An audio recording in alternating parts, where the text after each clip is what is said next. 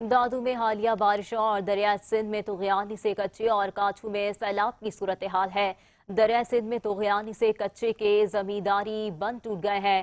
कैथर पहाड़ी सिलसिलों में नई गाज का 12 फीट सैलाबी रेला काछू के देहात में दाखिल होने से मुतादिद देहात का जमीनी राब्ता मुनक़ता हो गया है।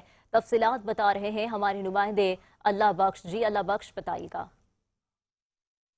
जी बिल्कुल, हालिया बारिशों और दरिया सिंध में मुस्लिम में जो है 12 फुट का जो है सैलाबी रेले का बहाव होने से जो है काछों के मुतअद्दिद देहात जो है ज़ेरे आब आ गए हैं। उनका ज़मीनी राब्ता जो है मुनक़ता हो गया है।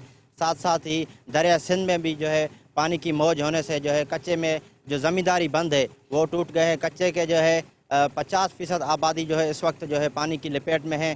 मैं आपको बताऊं कि कच्चे के बाशिंदगान और काछों के बाशिंदगान की जानिब से यही मुतालबात किए जाए कि कश्ती की जो सर्विस है वो शुरू की जाए और हिफाजती पुश्तों पर जो है मेडिकल कैंप का इनेकाद किया जाए। जी बख्श, बहुत शुक्रिया आपका। फैसलाबाद और गिरदनवाह में बारिश का सिलसिला जारी